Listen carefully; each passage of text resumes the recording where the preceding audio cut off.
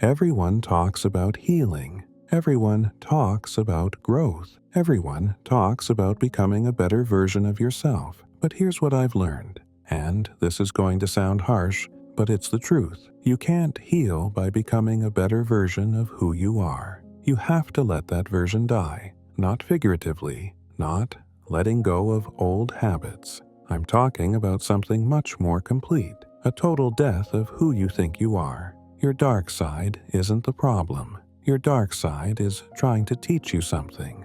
And until you're willing to face it completely, until you're willing to see the full extent of what's hidden inside you, transformation isn't possible. By the end of this video, you'll understand why the parts of yourself you've been running from are exactly what you need to confront. Why your ego's greatest fear is also your soul's greatest opportunity. And why real change doesn't happen when you improve yourself. It happens when you die to yourself. This is uncomfortable. Most people aren't ready for this conversation. But if you're still here, something in you knows it's time.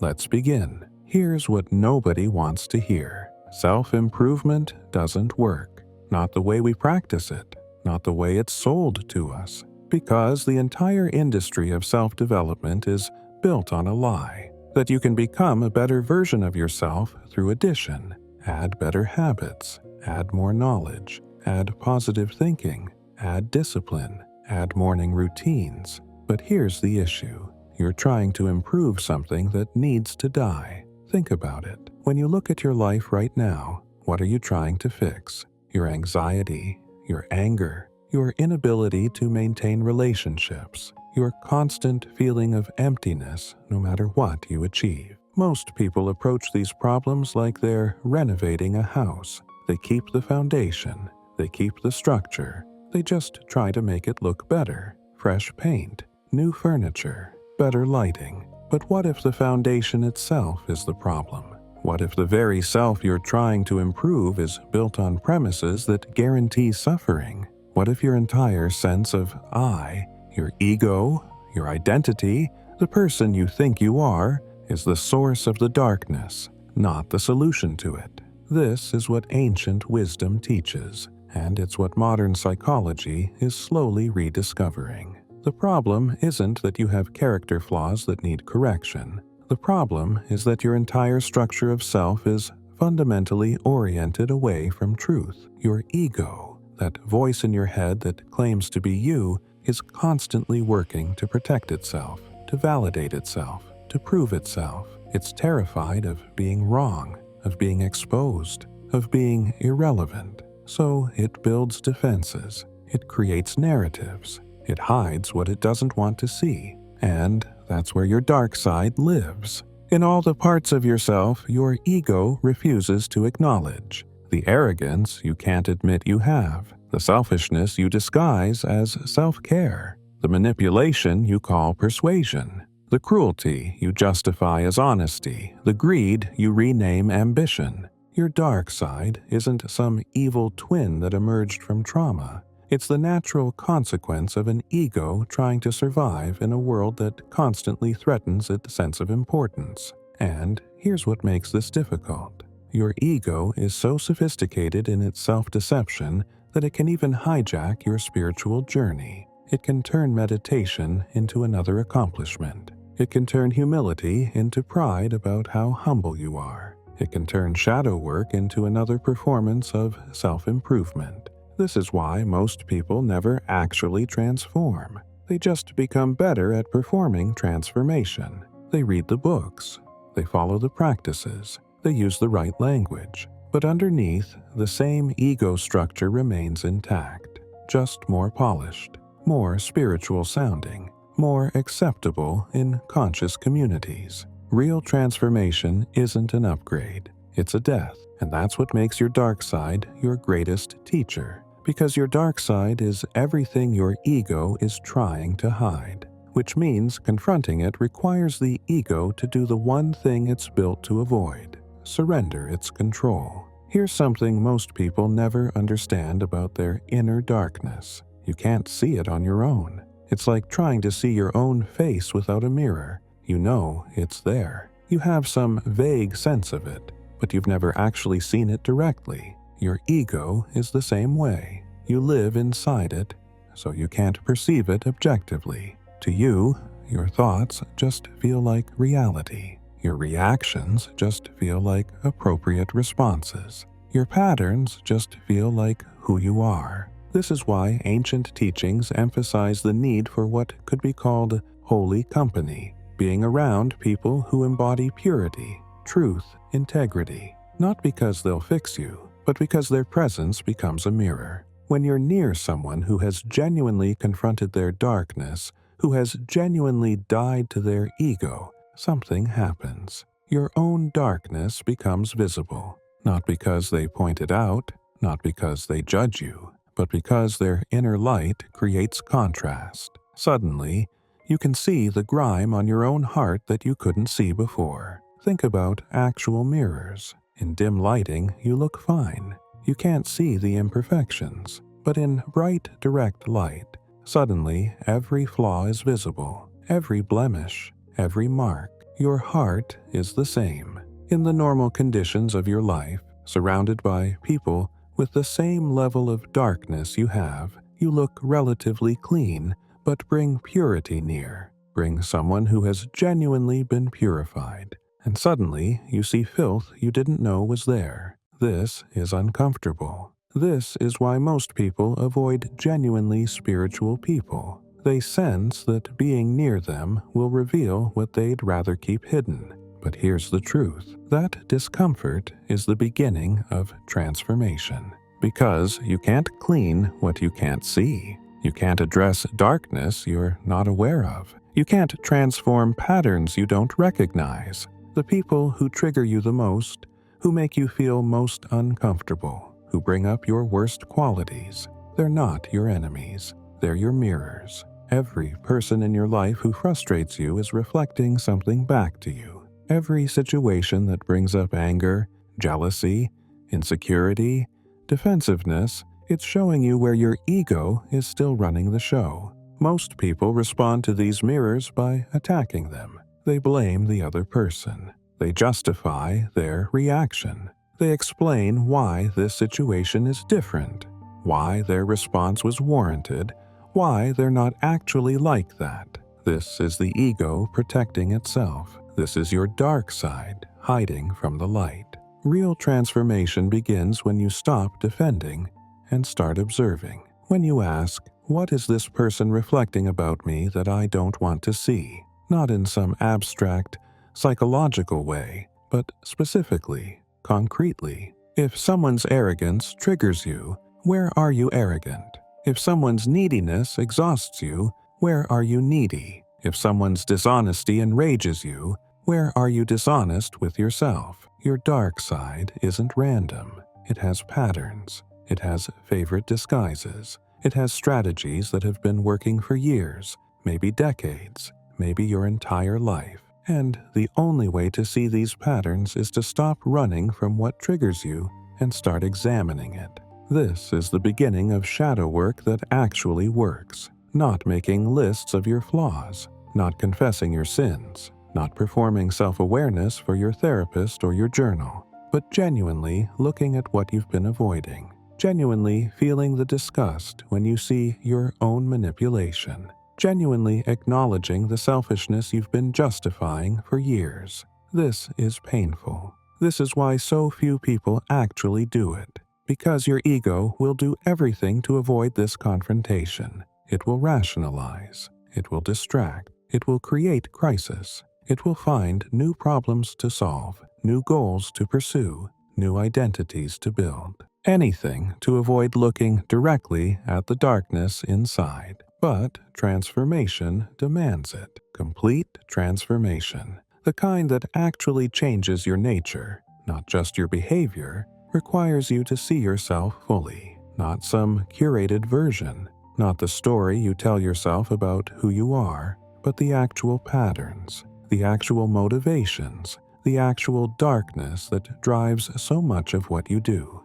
There's a teaching that describes your heart as occupied territory. Before the light can enter, the darkness must be evicted. Think about what that means. Your heart isn't empty space waiting to be filled with goodness. It's already occupied. There's already a kingdom established there. And that kingdom is ruled by the ego. The ego has built an entire infrastructure in your heart. It has systems for protecting itself. It has strategies for maintaining control. It has patterns that have been reinforced through years, decades of practice. This is your dark side, not some external demon, not some evil force that invaded you, but the natural result of a self-centered consciousness building a kingdom designed for its own survival and validation. What does this kingdom look like? What are its characteristics? First, constant comparison. The ego maintains its sense of worth by measuring itself against others. Am I smarter, more successful, more spiritual, more attractive, more enlightened? Even when you think you've transcended comparison, the ego just moves it to a different level. I'm more humble than them. I'm less materialistic.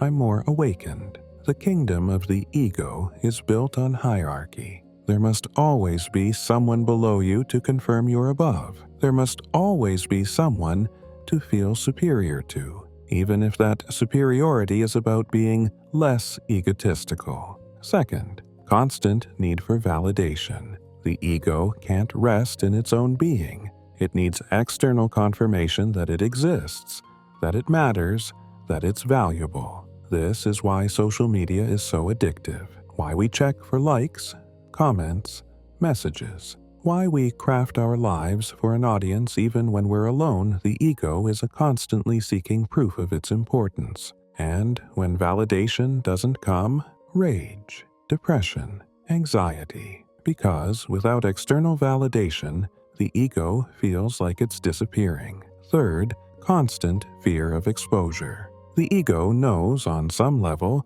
that it's built on false foundations. It knows it's not who it claims to be, so it lives in perpetual fear of being seen completely. This is why criticism cuts so deep, why feedback feels like attack, why vulnerability feels like death. Because if people see you fully, with all your flaws, all your darkness, all your pretense, the ego's carefully constructed image collapses. So it builds walls. It creates personas. It shows only what's acceptable and hides everything else. Fourth, constant attachment to outcomes. The ego's worth is tied to what it achieves, what it acquires, what it becomes. So everything becomes a transaction. Everything becomes a means to an end. Relationships exist to provide something. Spiritual practices exist to make you better. Even serving others becomes about feeling good about yourself.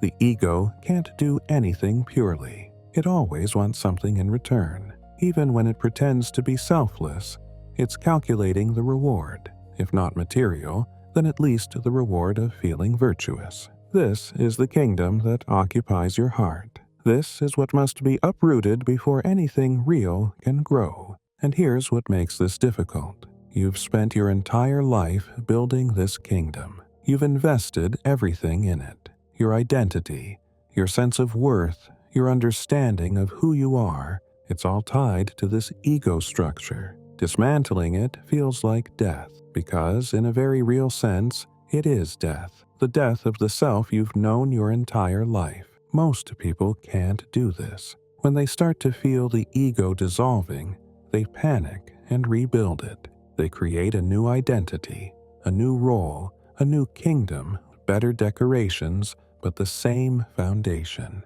I used to be driven by money. Now I'm driven by purpose. Same drive, different object. I used to seek validation through success. Now I seek it through spirituality. Same seeking, different source. I used to be selfish. Now I'm selfless. Same self-focus, just inverted. The ego is incredibly creative in how it maintains control. It can wear any costume. It can speak any language. It can even pretend to be dead while still running the show from the shadows. This is why real transformation is so rare. Because it requires you to keep dying even when you think you've already died. It requires you to keep uprooting even when you think you've already pulled out all the roots. The Dark Kingdom doesn't surrender easily. It has too much invested.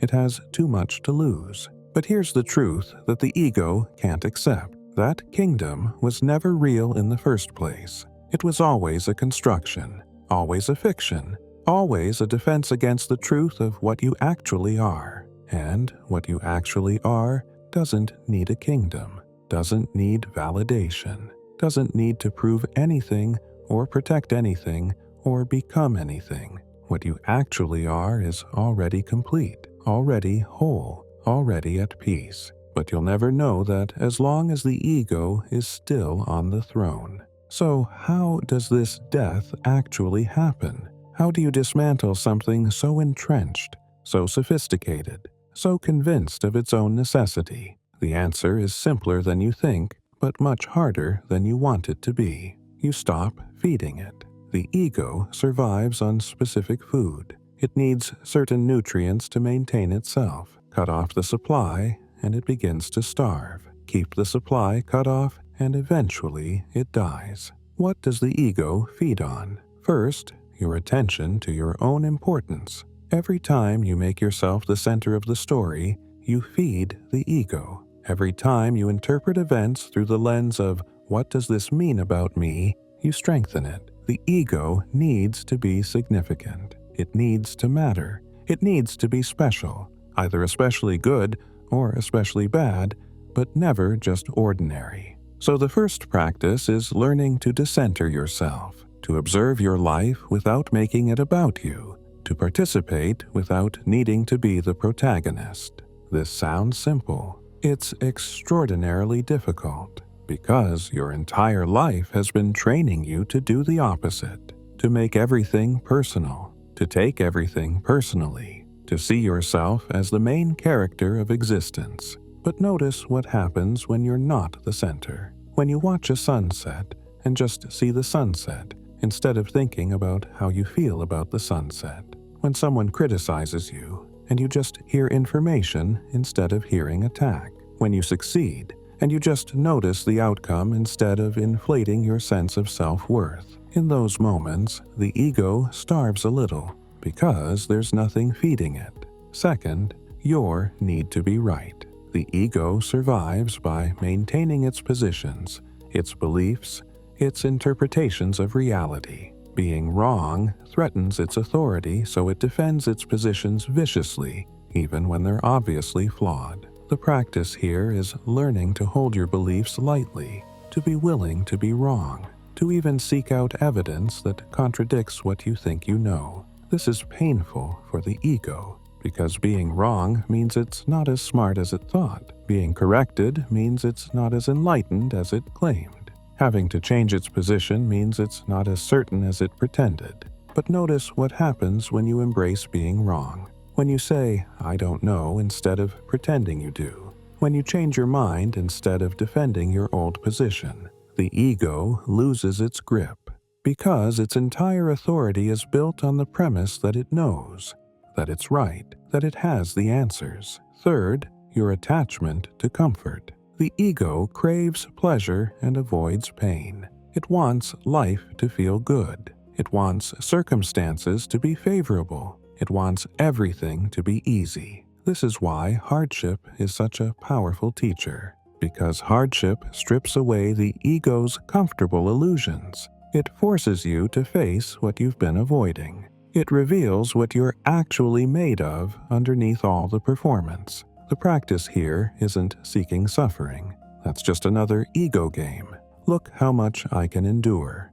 The practice is not running from discomfort when it arrives. When you're anxious, you sit with the anxiety instead of distracting yourself. When you're criticized, you feel the sting instead of defending. When you fail, you face the failure instead of creating excuses. Every time you choose discomfort over comfort, you weaken the ego's control, because the ego's entire strategy is built on the premise that you'll do anything to avoid pain. Fourth, your need to control outcomes. The ego survives by trying to control life. It makes plans, sets goals, tries to force reality to conform to its desires. This is exhausting, because life is fundamentally uncontrollable. No matter how hard you try, things won't go according to plan. People won't behave as you want. Outcomes won't match your expectations. The practice here is surrender, not passive resignation, but active acceptance of what is while still doing your part. You work fully, then you let go of the results. You make plans, then you hold them loosely. You have preferences, then you accept whatever comes. This is one of the hardest practices, because the ego is convinced that without its control, everything will fall apart. It believes it's the only thing holding your life together. But notice what happens when you truly surrender. When you do your absolute best and then genuinely let go of the outcome. When you make space for possibilities you couldn't have planned. The ego loses its sense of necessity, because it turns out life goes on just fine without its constant interference. These practices, decentering, being wrong, accepting discomfort, surrendering control, they starve the ego. At first, it fights back, creates crisis. It manufactures drama. It finds new ways to assert itself. This is normal. This is the kingdom refusing to surrender without a fight. But if you keep practicing, if you keep cutting off the supply, eventually something shifts. The ego doesn't disappear completely. That's not the goal. But it stops being the ruler. It becomes a servant instead, a useful tool for navigating the world, but not the center of your existence. And in that space where the ego used to dominate, something else emerges. Here's what nobody tells you about ego death. Something survives. Actually, something more than survives. Something is revealed that was always there, always present, just hidden beneath the ego's noise. This is what the ancient teachings point to when they talk about transformation. Not becoming a different person, but uncovering who you actually are underneath the constructed self. Think about what happens when you polish a mirror. The mirror itself doesn't change. The glass is the same glass, but the more you polish, the more clearly it reflects. Your heart is like that. The ego is like dust on the mirror. Layer after layer of dust accumulated over years. And all the darkness you see in yourself, it's not the mirror, it's the dust. Ego death is the polishing process. Confronting your shadow is how you remove the dust. Not to become something new, but to reveal what was always there. What gets revealed? First, clarity. When the ego isn't constantly filtering everything through the lens of, what does this mean about me? You start to see reality more directly. You see people more clearly, not through the lens of what they can do for you, not through the lens of how they make you feel, but just as they actually are. You see situations more clearly, not through the lens of your preferences, not through the lens of your expectations, but just as they actually are. This clarity changes everything, because most of your suffering comes from misperception, from seeing what you want to see instead of what's actually there, from projecting your interpretations onto reality instead of perceiving reality directly. Second, peace. Not the peace of having everything go your way, but the peace of no longer needing everything to go your way. The ego's constant struggle is between what is and what it wants, between reality and preference, between acceptance and resistance. When the ego dies, that struggle dissolves, not because you stop having preferences, but because you stop being disturbed when reality doesn't match them. You want things to work out, but you're okay if they don't. You hope for the best, but you're at peace with whatever comes. You have desires, but you're not enslaved by them. This is a very different kind of peace than the world offers. The world says peace comes from getting what you want. The ego says peace comes from controlling circumstances. But real peace comes from needing nothing external to be okay, from being fundamentally at rest regardless of what's happening around you. Third, love. Not the ego's version of love, which is always transactional, always conditional, always seeking something in return, but a love that flows from fullness instead of need, from wholeness instead of lack, from genuine care for the well-being of others instead of calculating what they can provide. When the ego dies, your heart opens, not because you try to make it open, but because the walls that were keeping it closed dissolve. You start to feel genuine compassion for people you used to judge, genuine care for people you used to use, genuine connection with people you used to keep at a distance. This isn't performance. This isn't spiritual bypassing. This is what naturally emerges when the ego's self-protection mechanisms dissolve. Fourth, strength. This sounds paradoxical. You die to yourself and become stronger? Yes, because the strength that emerges after ego death is completely different from the strength of the ego. The ego's strength is about force, about willpower, about pushing through, about proving yourself. This kind of strength always runs out, always burns out, always collapses under sufficient pressure. But the strength that emerges after death is the strength of surrender, the strength of accepting what is, the strength of enduring without losing your core. Ancient teachings describe this as being given supernatural power to carry burdens that would destroy others, not because you're trying harder, but because you've stopped fighting reality. You face trials that would break most people, and you remain steady, not because you're performing strength, but because you've discovered a foundation that can't be shaken. Fifth, joy, real joy. Not the ego's version of happiness, which depends entirely on circumstances. The ego is happy when things go well, when it gets what it wants, when it's validated and comfortable and successful. This happiness is fragile, always conditional, always temporary, always dependent on maintaining the right circumstances. But the joy that emerges after ego death is independent of circumstances. It's a deep current of contentment that flows underneath everything: success and failure, pleasure and pain, gain and loss. You can be suffering and still have this joy. You can be in the middle of crisis and still feel this deep okayness. This isn't toxic positivity. This isn't pretending everything is fine when it's not. This is accessing something deeper than your circumstances, something that remains whole even when everything around you is breaking. These qualities, clarity, peace, love, strength, joy, they're not achievements. They're not things you gain through ego death. They're what remains when the ego is no longer blocking them. They were always there, always present, always available. You just couldn't access them because your ego was in the way. How do you know if this is actually happening? How do you know if you're genuinely transforming or just becoming better at spiritual performance? This matters because the ego is incredibly skilled at mimicking transformation. It can adopt the language of surrender while still being in control. It can perform humility while still being proud. It can fake death while still very much alive. So here are the signs of real transformation. Not the signs you're trying to manifest, but the signs that emerge naturally when the old self is actually dying. First sign: your vices lose their grip, not because you're trying harder to resist them,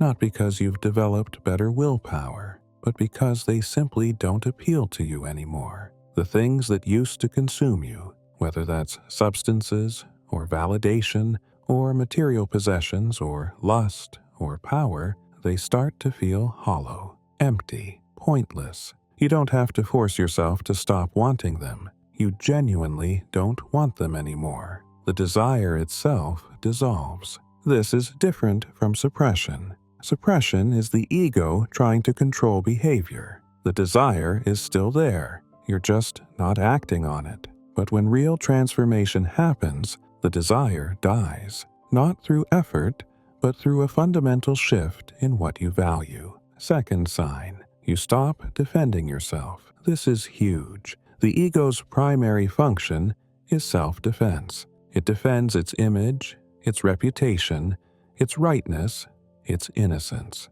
When someone criticizes you, the ego immediately mobilizes. It creates arguments. It finds counterexamples. It attacks back. But when transformation happens, that automatic defensiveness dissolves. Someone criticizes you, and you just hear it. You might agree, you might disagree, but there's no emotional charge. No need to prove them wrong or yourself right. This doesn't mean you never respond. Sometimes you clarify, sometimes you set boundaries, but it's not defensive. There's no ego protection happening. People notice this shift. They can feel that you're not protecting yourself anymore, that you're genuinely open to being wrong, to being criticized, to being misunderstood. Third sign, your relationships change. Real transformation affects everyone around you because you're no longer relating to people through the filter of what they can do for you. Some relationships deepen. The people who were there for genuine connection start to feel closer, more real, more alive.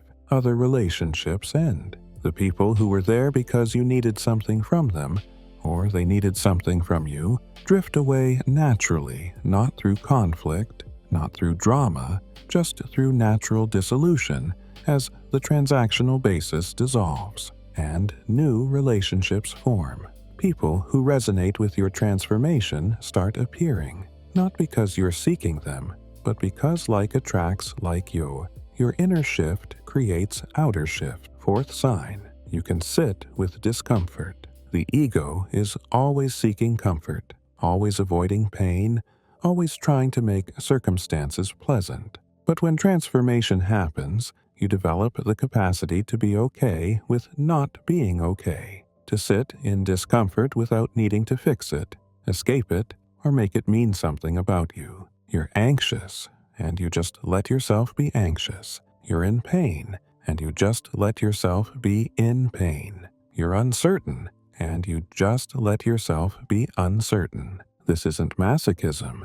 It's not seeking suffering. It's just no longer being controlled by the need for everything to feel good all the time. Fifth sign, your nature changes. This is the ultimate test. Not your behavior, that can be controlled. Not your words, those can be scripted. But your nature, your automatic responses, your default patterns. Someone cuts you off in traffic. What's your first reaction? Is it immediate rage or is it calm acceptance? Someone gets the promotion you wanted. What's your first feeling? Is it jealousy and resentment, or is it genuine happiness for them? Someone points out your mistake. What's your first response? Is it defensiveness and justification, or is it gratitude for the correction? Your nature is revealed in these automatic moments, when there's no time to perform, no time to choose the spiritual response. What actually emerges? If your automatic responses are changing,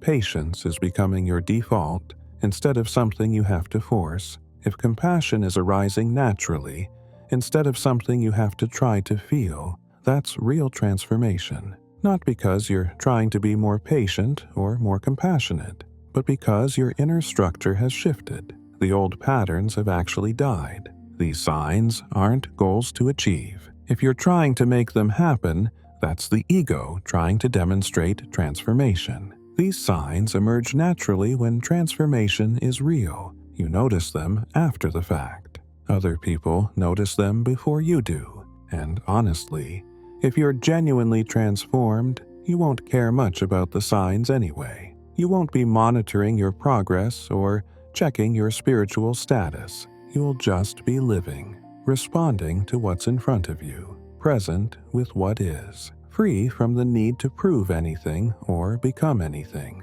because the person who needed to prove and become has died. So, where do you actually start? If everything I've said resonates, if you recognize the kingdom of ego in your own heart, if you're ready for real transformation, what's the first step? Not, what's the complete spiritual practice I need to follow? That's the ego looking for a system to master. But what's the one thing you can do today, right now, that begins this process? Here's what I've learned.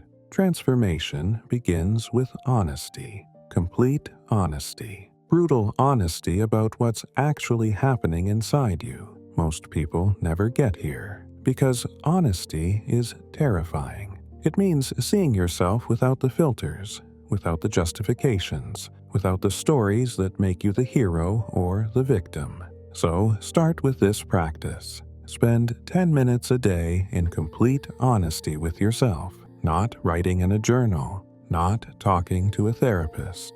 Just sitting with yourself and telling yourself the complete truth about what you've been avoiding. Where are you being selfish while claiming to be generous? Where are you manipulating while claiming to be authentic? Where are you performing humility while secretly being proud? Where are you avoiding responsibility? Where are you blaming others? Where are you lying to yourself about your motivations? This isn't about judgment. It's not about beating yourself up. It's just about seeing clearly. I said I care about their well-being, but really, I just wanted them to validate me. I said I was being helpful, but really, I was trying to control the situation. I said I was being honest, but really, I was being cruel because I was hurt. Just see it. Just acknowledge it. Just let it be true without needing to fix it or explain it or defend it. The ego will fight this. It will create all kinds of distractions. It will find urgent things that suddenly need your attention. It will make you feel guilty for being so negative about yourself. It will convince you that this kind of honesty is actually harmful. Do it anyway, because you can't transform what you won't acknowledge. You can't die to a self you're still protecting. As you practice this honesty, you'll start noticing patterns. The same manipulations appearing in different forms. The same fears driving different behaviors. The same ego needs expressing through different roles. Don't try to fix these patterns yet. Just see them. Just acknowledge them. Just let them be visible. This is the beginning of the mirror being polished. This is the beginning of the dust becoming visible. Second practice, notice when you're making it about you. Throughout your day, notice how often you interpret everything through the lens of, what does this mean about me? Someone doesn't text back, they must not like me. Someone criticizes your work, I must not be good enough. Someone succeeds, I must be falling behind. Everything becomes about you, your worth, your status, your value. Just notice it.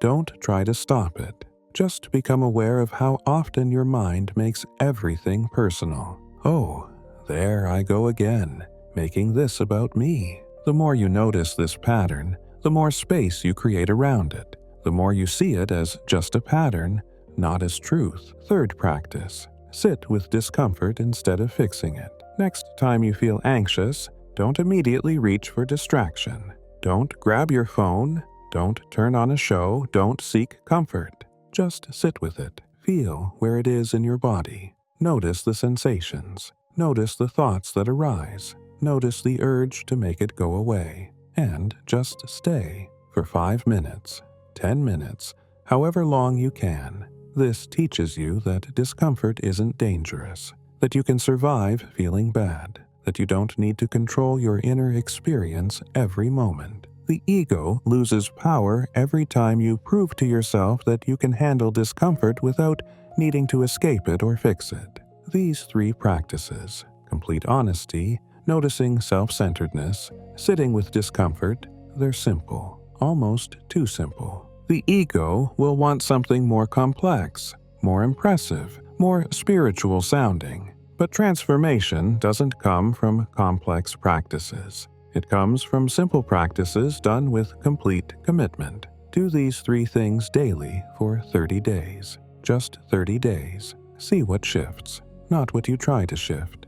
Not what you hope shifts. But what actually shifts when you stop protecting yourself and start being honest. Let's go deeper into what this darkness actually is, because it's not what most people think. When people hear dark side or shadow, they usually think of the obviously bad stuff, the anger they sometimes feel, the jealousy they sometimes experience, the selfish thoughts they sometimes have. But that's just the surface. That's the darkness that's easy to see because it's socially unacceptable. Your ego can even feel good about acknowledging it. Look how self-aware I am. Look how honest I am about my flaws. The real darkness goes much deeper. The real darkness is in the things you think are virtues, the things you're proud of, the things that make you feel like a good person. Your helpfulness? Look deeper. How much of it is genuine care for others,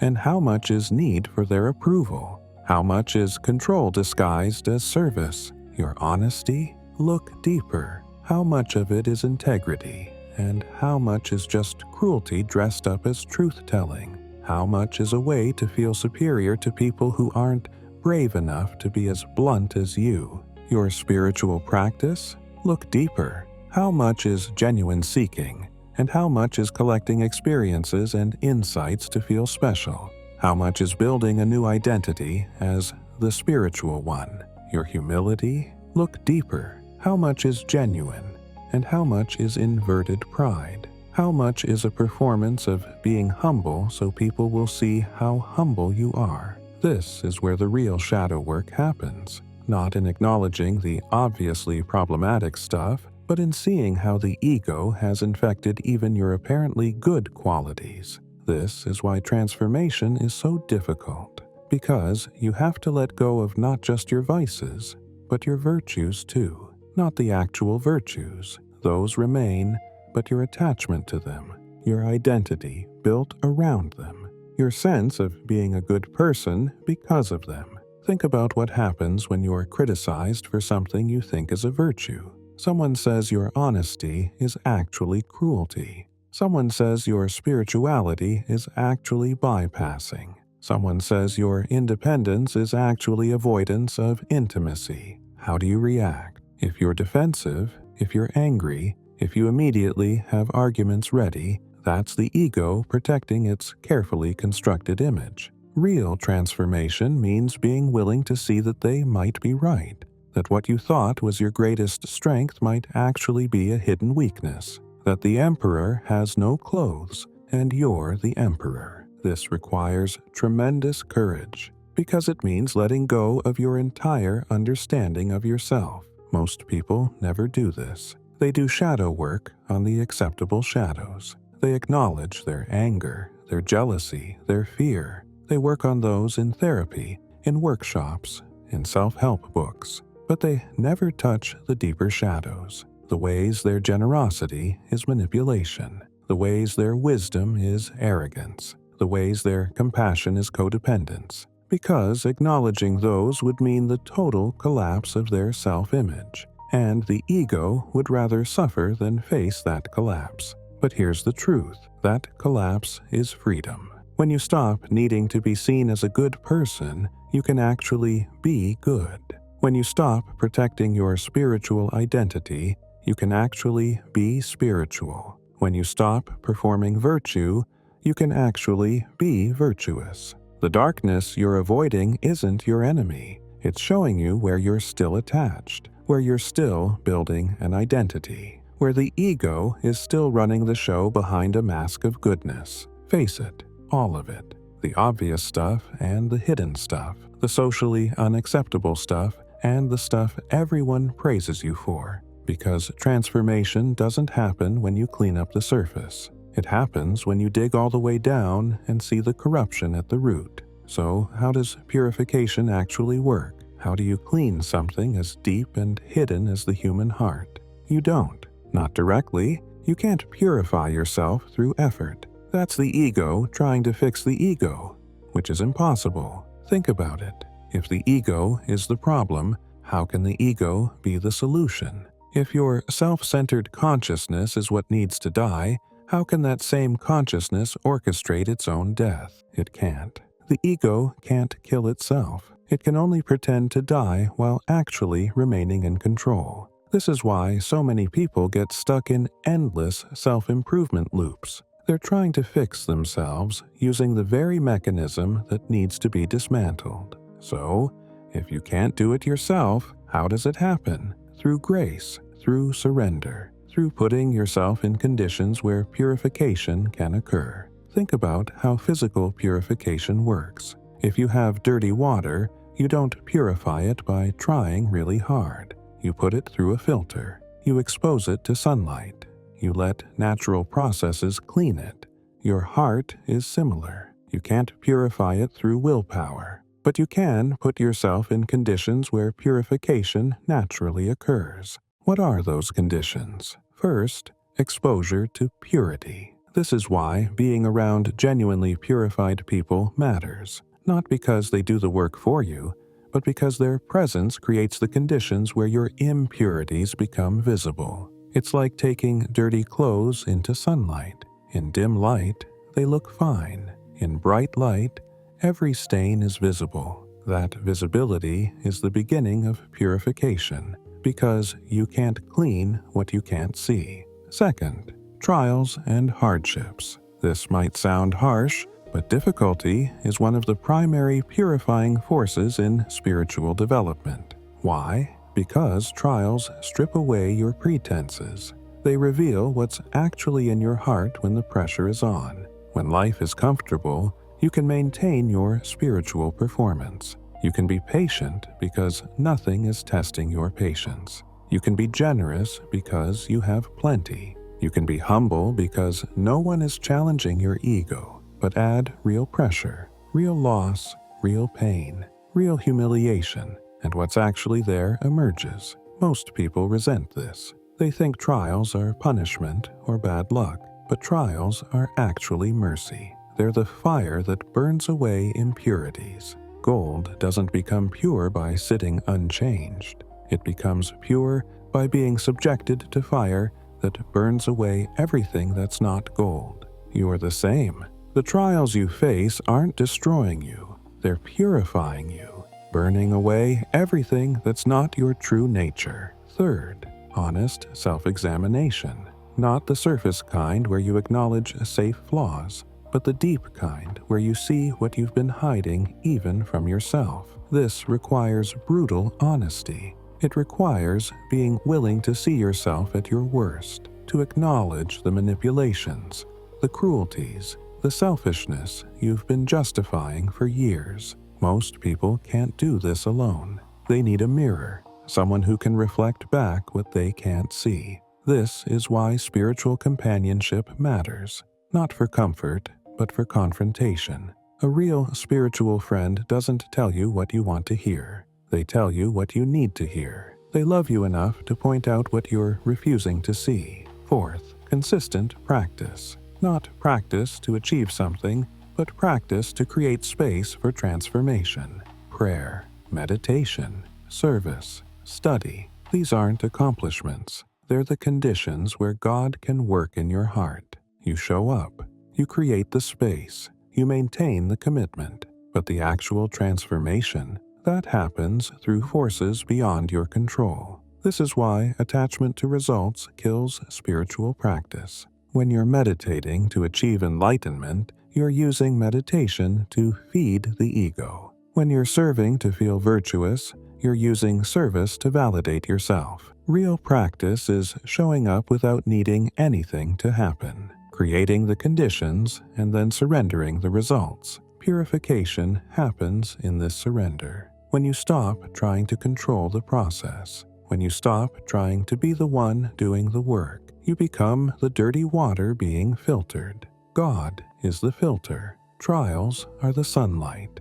Honest companions are the mirror. Practice is the container. Your job isn't to purify yourself. Your job is to submit to the purification, to stop resisting, to stop defending, to stop protecting what needs to die. This is hard, harder than any self-improvement program, because it requires genuine surrender of control, but it's also easier, because you're not carrying the weight of transformation alone.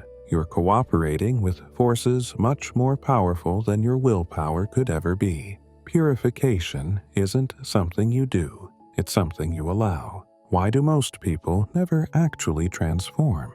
Why do they spend years, sometimes decades, in spiritual seeking without fundamental change? It's not because transformation is impossible. It's not because they're not trying hard enough. It's because they're unconsciously blocking it. The ego is incredibly sophisticated in how it maintains control while appearing to surrender. Let's look at the specific mechanisms the ego uses to block transformation while pretending to support it. First block: spiritual consumerism, collecting teachings, practices, experiences like products, reading every book, trying every technique, going to every workshop. This feels like seeking. It feels like dedication. But often it's just another way the ego maintains control. Because as long as you're always learning the next thing, you never have to actually practice one thing deeply enough for it to transform you. As long as you're collecting insights,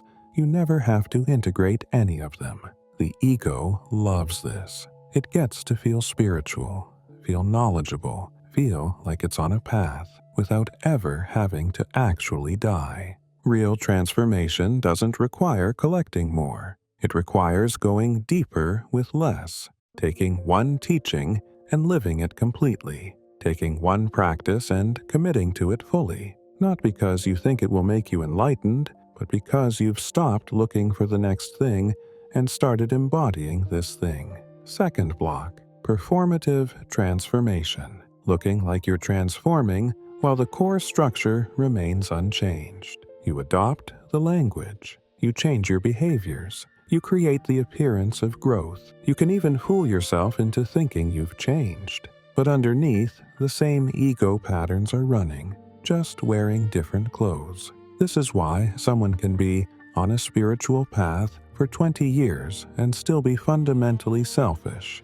still be fundamentally defensive, still be fundamentally driven by the same needs they started with. They've transformed the surface. They've learned to perform spirituality, but the core hasn't changed. Real transformation isn't about looking different or sounding different. It's about being different at the level of nature, not just behavior. Third block: spiritual bypassing, using spiritual concepts to avoid actual transformation.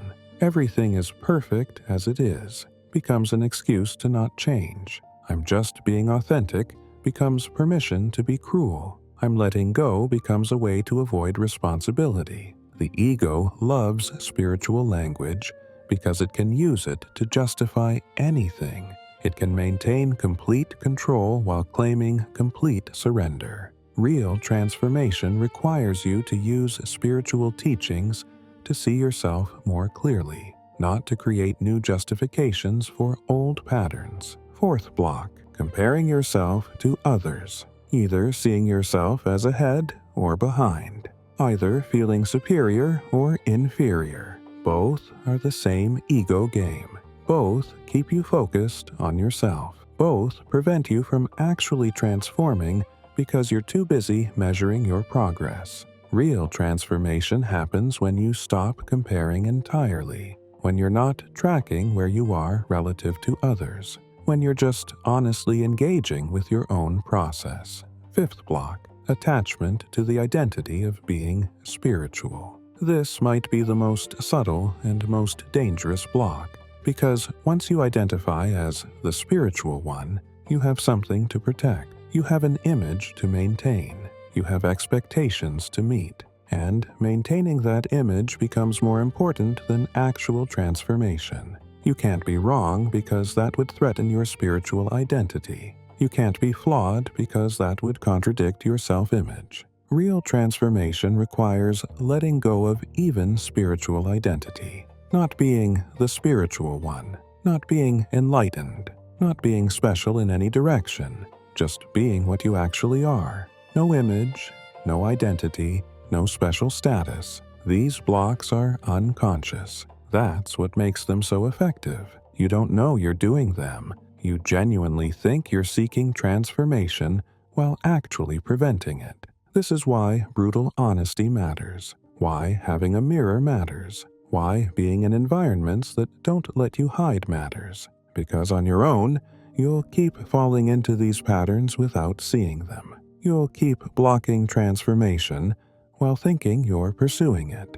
The way through is becoming aware of these mechanisms, seeing when you're collecting instead of integrating, seeing when you're performing instead of being, seeing when you're using spirituality to avoid instead of to transform. and then making a different choice. Not because you're forcing yourself, but because you see clearly what you're doing and you choose to stop. Why does this have to be death? Why can't it just be growth? Why can't it be evolution? Why does the language have to be so harsh? Because anything less than death is insufficient. Anything less than complete dissolution of the ego structure will eventually rebuild the same problems in a new form. Think about how people usually approach change. They want to become a better version of themselves. They want to upgrade, improve, evolve. This sounds reasonable. This sounds healthy, but it assumes the foundation is sound and just needs enhancement.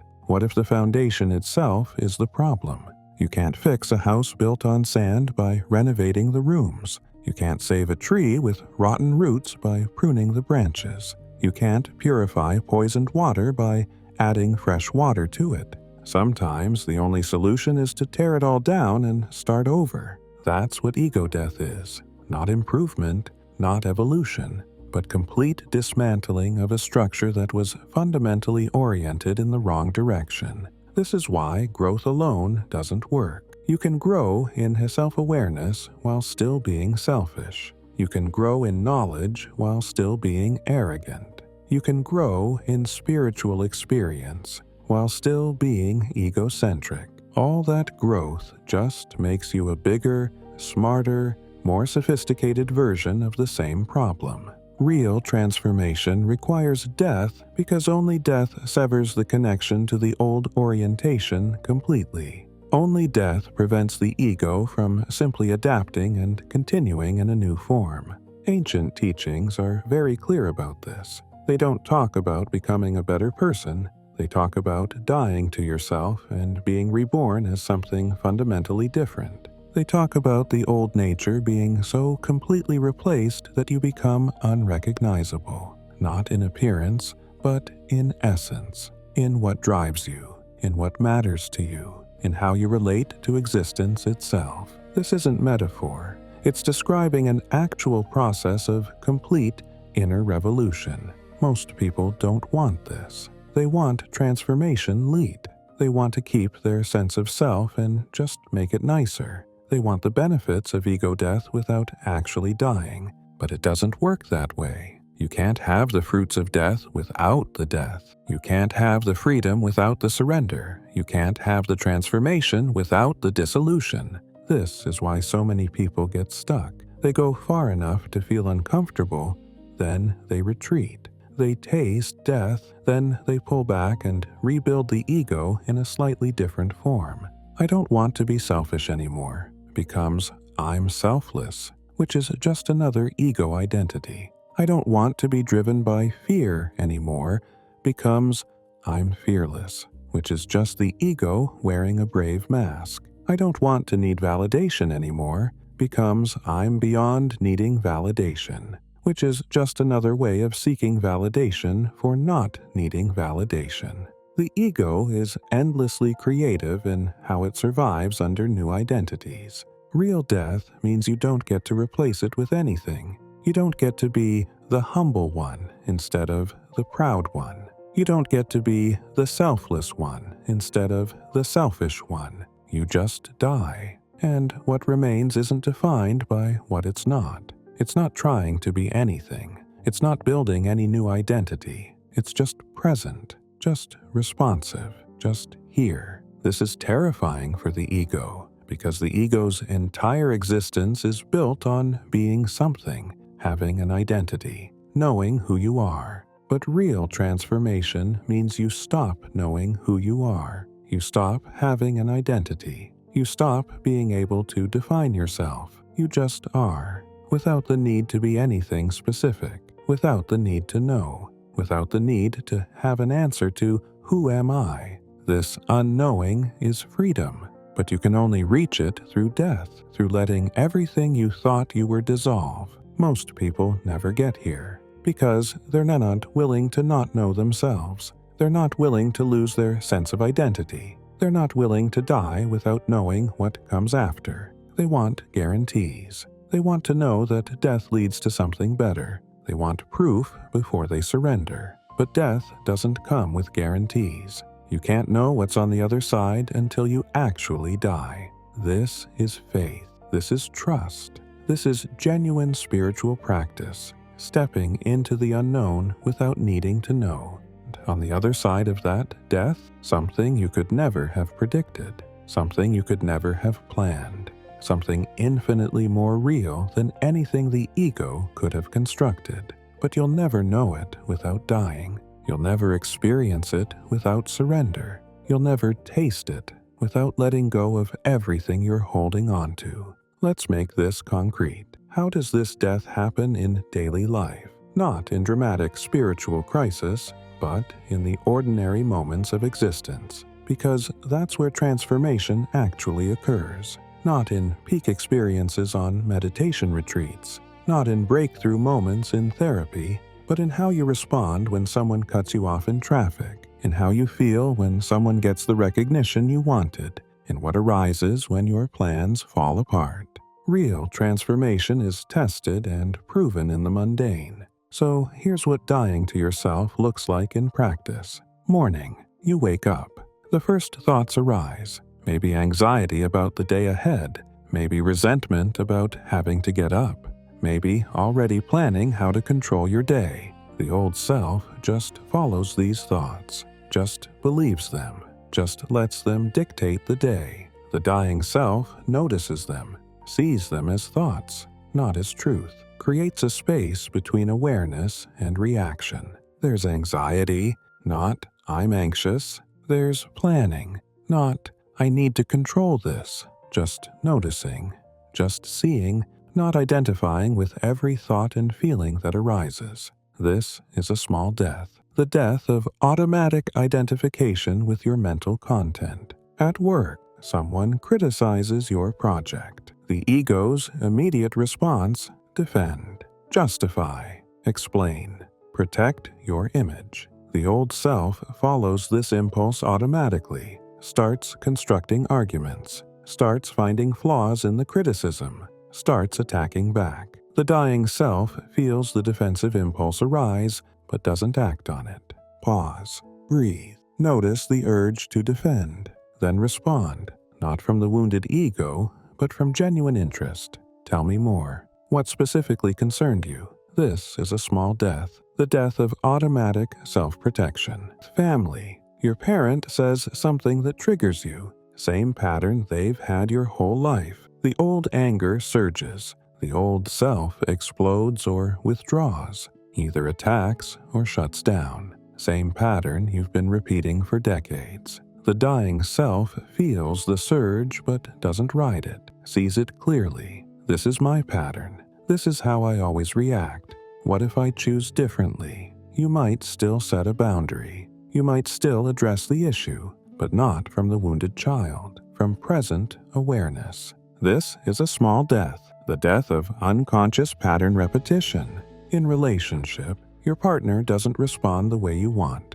The ego interprets, they don't care, they don't understand me, they're selfish. The old self runs with this interpretation, starts building resentment, starts collecting evidence, starts planning how to punish them with withdrawal or attack. The dying self catches the interpretation before it becomes story. I wanted them to respond differently. They didn't. That's what's actually happening. Everything else is my mind creating meaning. You might still discuss it, but from curiosity about their experience, not from certainty about your interpretation. This is a small death, the death of ego-created narrative. When plans fail, you worked hard on something. It doesn't go as expected. The ego's immediate response: this is terrible, I failed, everything is wrong. The old self collapses into this story, spirals into self-judgment, or blame, or despair. The dying self notices the reaction but doesn't believe it. This is disappointment. This is fear. This is the ego feeling threatened because things didn't go according to its control, then responds from a different place. What can I learn? What's actually true here? What's the next right action? This is a small death, the death of ego-driven crisis. In success, you accomplish something. People praise you. The ego swells. I'm so good. I'm so talented. Look at me. The old self basks in this, uses it to confirm its specialness, starts planning how to maintain this status. The dying self notices the inflation. There's pride arising. There's the need to be special. There's attachment to being seen as good. Can acknowledge the accomplishment without letting it define worth. Can receive the praise without letting it create a new identity. This is a small death. The death of ego inflation through achievement. These are small deaths. They don't feel dramatic. They don't create peak experiences. They're just moments of choosing differently than you always have. But this is how actual transformation happens. Not through one big death, but through thousands of small ones. Each time you choose awareness over automatic reaction.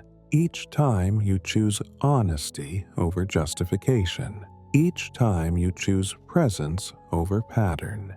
The old self dies piece by piece, moment by moment, response by response, until one day you realize the person who used to react that way, who used to think that way, who used to be so controlled by ego, that person isn't here anymore. Not because you tried to kill them, but because you stopped feeding them, stopped believing them, stopped identifying with them. And what remains? Not a new, improved identity, not a spiritual persona, just what you actually are underneath all the construction. Present, aware, responsive, free. We've covered a lot of ground. We've talked about the darkness. We've talked about the death. We've talked about what blocks transformation and what enables it. But all of this is theoretical until you make it personal, until you stop thinking about transformation and start actually engaging with it. So this is the invitation. Complete honesty. Not with me, not with anyone else, but with yourself. Take a moment right now, even if you're driving, even if you're cleaning, even if you're trying to sleep. Wherever you are, just pause for a moment of real truth. What are you avoiding seeing about yourself? Not the safe stuff, not the things you already acknowledge, not the acceptable shadows, but the real darkness. The thing you know is there, but you've been refusing to look at directly. Where are you being selfish while pretending to be generous? Where are you being controlling while claiming to be helpful? Where are you being cruel while calling it honesty? Where are you being manipulative while thinking you're being strategic? Where are you using people while telling yourself you care about them? Just see it. You don't have to fix it right now. You don't have to confess it to anyone. You don't have to do anything about it yet. Just see it clearly. Just acknowledge it honestly. I've been doing this. This is actually what's been happening. I've been lying to myself about this. This simple act, seeing the truth you have been avoiding, is the beginning of transformation. Not because seeing it fixes it, but because seeing it breaks the ego's primary defense mechanism, denial. The ego survives through not seeing, through creating blind spots, through justifying what it doesn't want to change, through telling stories that make it the hero or the victim, but never the perpetrator. When you see clearly, those stories collapse. You can't maintain them in the face of honest seeing. I tell myself I'm being authentic, but really I'm just being cruel because I'm hurt. Once you see it that clearly, you can't unsee it. You can't go back to the story. You might still act out the pattern, but you'll know you're doing it. You won't be able to fool yourself anymore. And that knowing, that clear seeing, creates the possibility for real change. Not forced change, not willpower change, but natural change that emerges when you stop protecting patterns you can clearly see are causing harm. So, what is it for you? What's the truth you've been avoiding? Take your time with this. Don't rush to some surface answer. Don't grab the easy acknowledgement.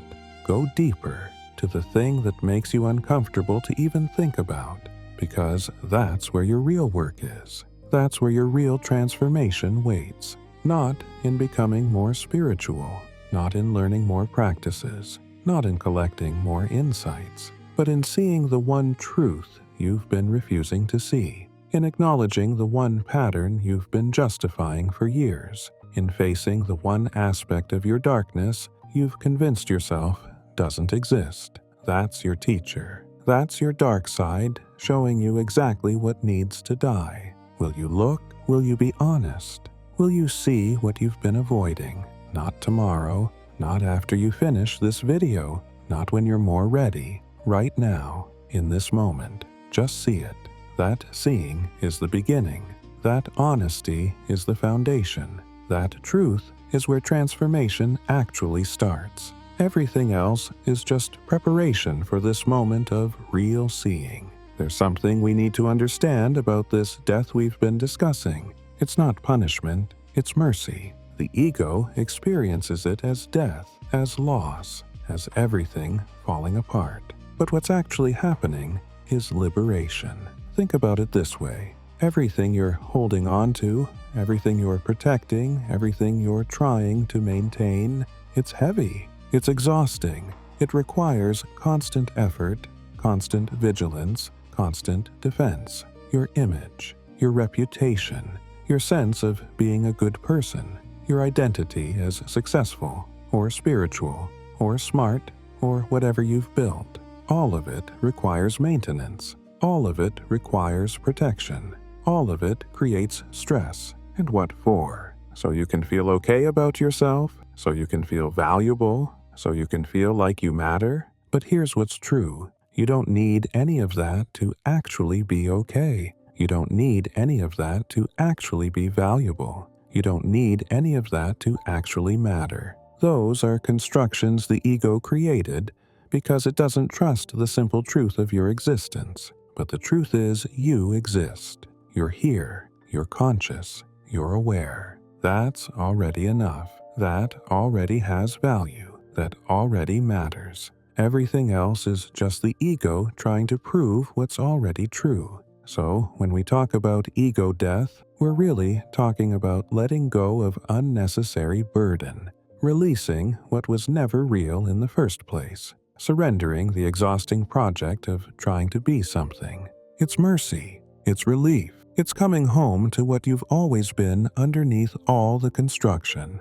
Ancient teachings describe this as being given new life after a kind of death. But it's not that you become something new. It's that what was always true becomes visible, like removing layers of paint from a wall to find the original surface underneath. The surface was always there. The paint was covering it. The death isn't destroying you. It's removing what was covering you. Your true nature was always there, always whole, always complete, always at peace. The ego was covering it, hiding it, distracting you from it with constant demands for more, better, different. So dying to the ego is actually returning to yourself, returning to what's real, returning to what's true. This is why people who genuinely go through this transformation describe it as both terrifying and relieving. Terrifying because everything they thought they were dissolves. Relieving because the burden of maintaining that constructed self finally lifts. It's like carrying a heavy backpack your entire life and finally setting it down. You don't lose anything real. You just stop carrying what was always unnecessary. So, when your dark side reveals itself, when you see the extent of the ego's control, when you feel the pull toward death and resurrection, don't resist it as punishment. Receive it as mercy. Receive it as liberation. Receive it as the universe showing you what can finally be released. So, what remains when the ego dies? This question terrifies people because the ego is convinced it's the only thing keeping you alive, keeping you functional, keeping you you. But there's a deeper you, a you that exists before and beneath the ego, a you that doesn't need construction or protection or maintenance. What is it? Awareness itself, pure consciousness, the witnessing presence that observes everything but isn't defined by anything. You've always been this. Even when you were completely identified with the ego, this awareness was there, watching, knowing, being present with everything that arose. It's what notices your thoughts. It's what feels your feelings. It's what experiences your experiences. But it's not identified with any of them. It's not threatened by any of them. It's not trying to control any of them. It just is, always, unchanging, constant, present. This is what remains when the ego dies. This pure awareness, this witnessing presence, this fundamental beingness that you've always been. And here's what's beautiful. This awareness is already free. It's already at peace. It's already whole. It doesn't need to become anything. It doesn't need to achieve anything. It doesn't need to prove anything. It already is, completely, fully, totally. The ego was just a structure built on top of this awareness. A structure that claimed to be you, but was actually just a pattern of thoughts and reactions and defenses. When that structure dissolves, you don't disappear. The awareness remains. The being remains. The fundamental you remains. But now it's not covered, not hidden, not obscured by the ego's constant noise. It's clear, it's direct, it's obvious. This is what ancient teachings point to when they talk about knowing God. Not knowing about God as some external being, but knowing God as your own deepest nature. Because when the ego dies, when the constructed self dissolves, what remains is that pure awareness. And that awareness is not separate from God. It's not that you become God. That would just be another ego inflation. It's that you realize you were never separate in the first place. The separation was the ego's fundamental illusion. Your truest nature has always been one with the divine. You just couldn't see it because the ego was in the way, creating the illusion of separation, creating the experience of being a separate self, cut off, alone, struggling to survive. When the ego dies, that illusion dies too. And what's revealed is the truth. You are not separate. You've never been separate. You could never be separate. The divine is not something outside you that you have to reach. The divine is your own deepest nature, always present, always here, always available. But you can't know this while the ego is still constructing a separate self. You can only know it by dying to that construction. And then you realize what you've always been, not something new, not something achieved, not something earned, just what was always true, finally seen clearly. This is why dying is mercy, because what you're dying to isn't real, and what's revealed through the dying is the most real thing that exists. Your own true nature, your own deepest being, your own fundamental reality, which was never separate from God, which was always divine, which was always home. This transformation, it's not a one-time event. Yes, there are breakthrough moments. Yes, there are profound shifts. Yes, there are experiences of death and rebirth, but the practice is ongoing, daily, moment by moment, because the ego is persistent. Even after major transformations, it tries to rebuild, tries to reassert control, tries to create new identities to replace the ones that died. So the practice is vigilance, gentle but consistent attention to when the ego is re-emerging, not with judgment, not with harsh self-criticism, but with simple recognition. Oh, there it is again, trying to be someone, trying to prove something, trying to control something, and then letting it go again. For the 1,000th time, for the 10,000th time. This is the practice. This is the path. This is what transformation looks like in real time. Not perfect freedom from ego. Not permanent enlightenment. Not some final state where you never struggle again. But consistent returning. Consistent releasing. Consistent coming back to what's true underneath the construction. Sometimes it's easy. Sometimes it's natural. Sometimes the old patterns seem so distant you wonder if they were ever real. Other times it's difficult. The ego surges back with force. The old reactions grip you before you even notice. The darkness that you thought you'd faced emerges in new forms. Both are part of the path. Both are part of the process. The key is not perfection. The key is honesty. The key is willingness to keep seeing, keep releasing, keep dying. Every day, every moment,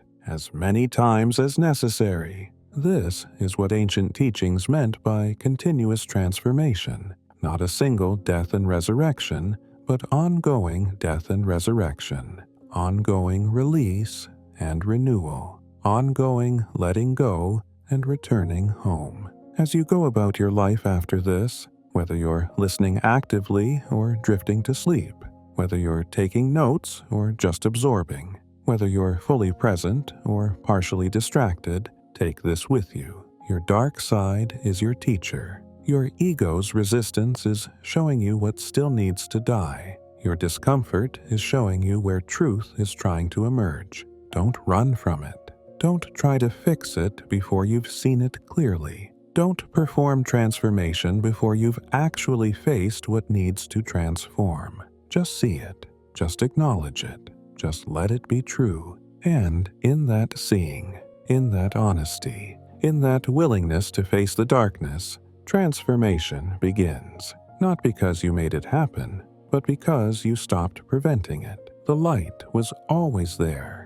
The darkness was just in the way. Die to the darkness. Let the light be revealed, not once, but every day, every moment, as many times as it takes. This is the path. This is the practice. This is the mercy. Welcome to your transformation.